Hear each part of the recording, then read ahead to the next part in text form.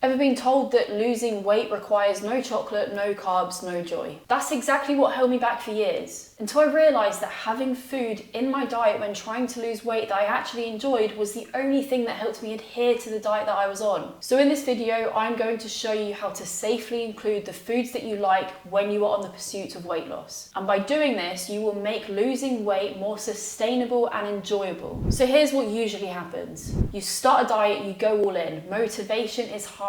You clear out the cupboards, you throw out the biscuits, you proclaim to the whole family that we're starting this diet now. You convince yourself that you're being good. No chocolate, no fun, just discipline. You're treating your body like a machine and you're going to hope that it doesn't rebel. But it does. It always does. Because inevitably you have a tough day, a social occasion, a fluctuation on the scale, and you think, sod it, what's the point? You eat what you've been avoiding, guilt kicks in, and then once you start, you just can't stop. The problem is not the chocolate or insert whatever it is you tend to crave. The problem is the belief that in order to lose weight, you have to eat like a rabbit. Here's the truth. You do not. In fact, if you don't learn to actively include the foods that you like into your diet when you're on a weight loss journey, then you're setting yourself up to gain the weight back. Because unless your plan teaches you how to eat in a way that you can stick to for life, it's not a plan, it's a countdown to your next binge. The first thing we need to discuss is that your weight loss and your maintenance diets should look very similar. The only difference between them, in fact, should be your overall calorie consumption. That's it. If you cut out the chocolate now thinking that it's the sacrifice you need to make to lose weight, then how do you plan on maintaining that weight loss forever? Never eat chocolate again? I don't think that's ever been the goal for anyone. At some point, you will want to eat chocolate and you need to know how to do this in a way that doesn't cause you to spiral. It might be your kid's birthday party, Christmas, at the office when you're feeling stressed. You have every right to eat the foods that bring you joy. So please, I know this word is overused, but when you do go on your next diet, make sure it's sustainable, because if it's not, you can't stick to it. And speaking of sticking to your diet, the next reason why you need to eat foods that you like is because if you hate the foods you're eating, you will not adhere in the long run. You can follow the most optimal scientific-based meal plan out there, but if you hate it, if those meals make you miserable, then you will not want to do it in the long run. And if this is the case, then you are not failing the plan is just failing you. The third reason that so many people overlook, especially if they are in the all or nothing cycle and they feel that they can't just have one biscuit without having the whole packet, is this. When you give yourself permission to do something,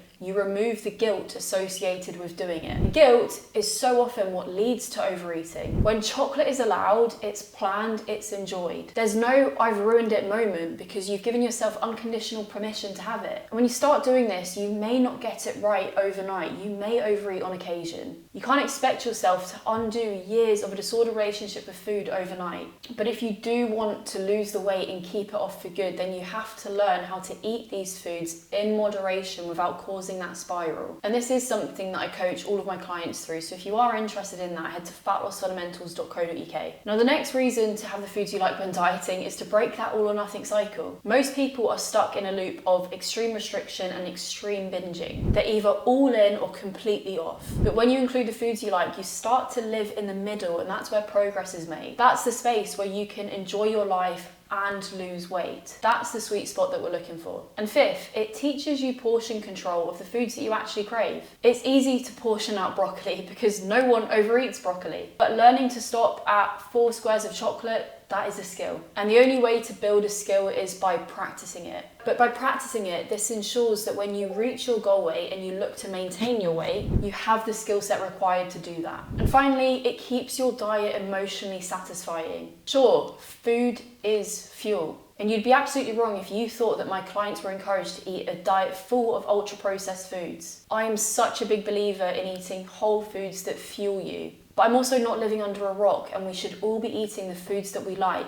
It can give us relief, it brings us together, it's connection. And that's the difference between you feeling deprived or in control. You just need to learn how to include it in a diet in a way that makes it not control you. So the next time someone tells you to cut out the junk if you want to lose weight, just smile and move on and know that you have a better plan.